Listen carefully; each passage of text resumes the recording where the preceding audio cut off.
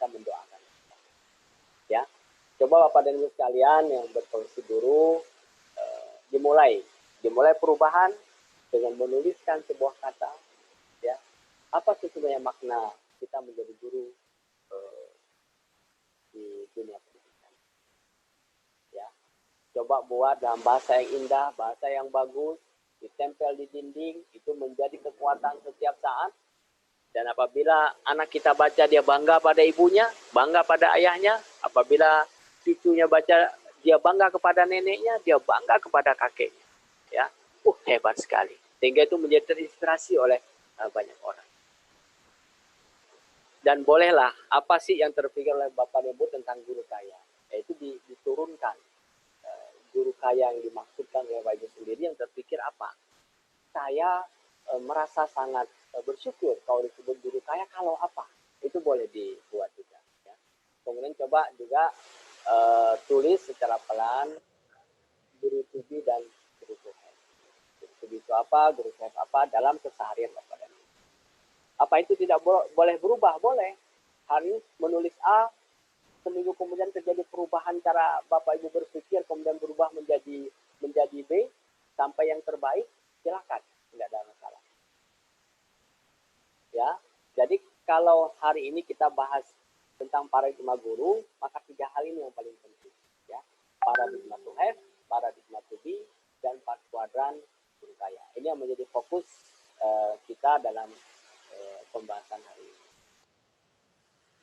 Ya, nah ini yang saya katakan tadi di awal, bahwa to have to be ini kita dapatkan dalam sebuah buku filsafat yang ditulis Eric Fromm. Ya. To have or to be. Ini buku sudah sangat lama ini.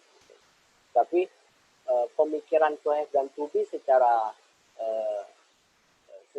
konsep filosof itu ada di tulisan Eric Fromm. Nah, kalau kita artikan sederhana, to have itu memiliki, itu saja. To be itu menjadi. Jadi kalau Bapak mengatakan, saya ingin memiliki jabatan sebagai kepala sekolah, nah itu berarti apa? Paradigmanya masih to have. Tapi kalau Bapak Dewi menyatakan, saya ingin menjadi kepala sekolah yang mampu memberikan manfaat bagi sekolah dan perubahan-perubahan penting.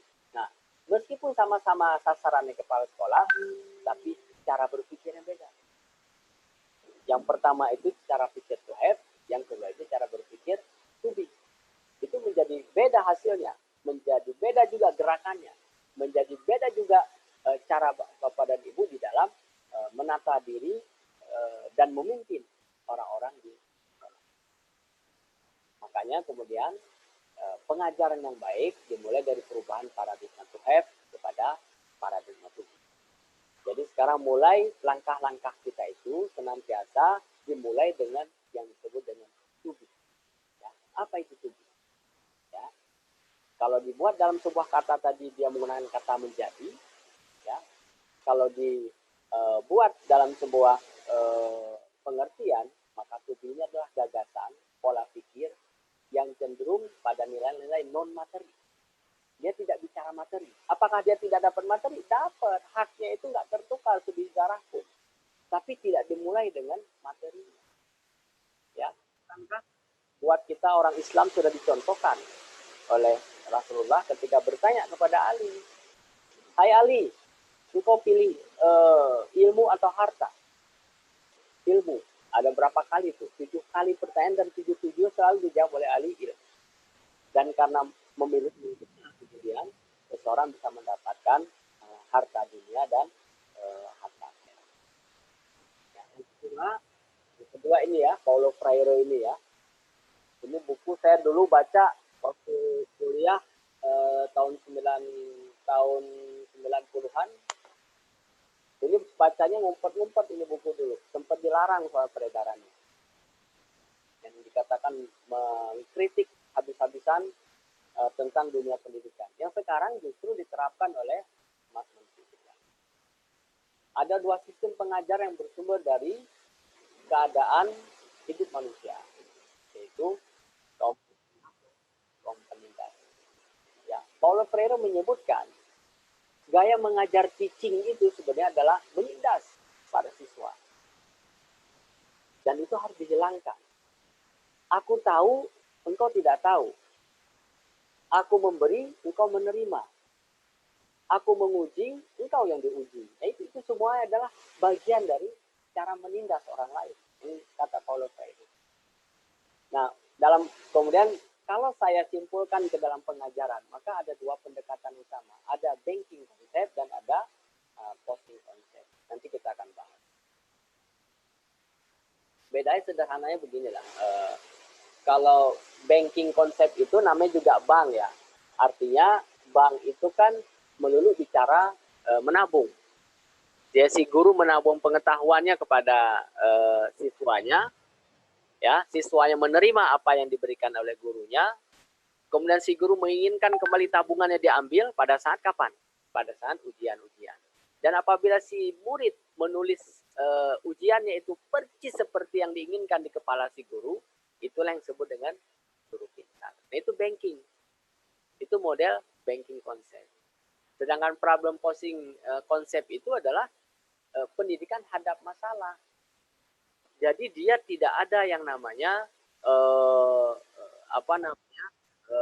guru itu hanya menjadi pemantik ilmu pengetahuan yang kemudian si murid ini dengan kemandiriannya dia menemukan pengetahuan itu dari berbagai sumber yang kemudian menjadi cara dia untuk berubah. Ya. Problem-problem realitas yang terjadi di keseharian itu yang diangkat juga dalam pengajaran seorang guru. Tidak hanya berbaku kepada konsep-konsep pengetahuan yang ada di buku yang mungkin sudah ketinggalan zaman. Itu kata Paulo Freire, sekarang masyarakat semakin sulit kehidupannya, tapi pengajaran-pengajaran masih berputar-putar kepada konsep-konsep ilmiah yang ada di buku yang kemudian jauh dari realitas kehidupan. Nah, itu yang menyebabkan pendidikan itu tidak menjadi cara untuk perubahan di masa yang akan datang. Paradigma kalau dihubungkan kemudian ke dalam cara mengajar, ya, kenapa banking konsep itu dia tidak baik? Karena ternyata menghasilkan nekrofili. Nekrofili itu jiwa yang mati. Fili itu jiwa, nekro itu mati. Makanya nanti di pertemuan kita ketiga, kita bicara tentang bagaimana mengajar secara biofili. Biofili itu menjawab dengan cara jiwa yang hidup.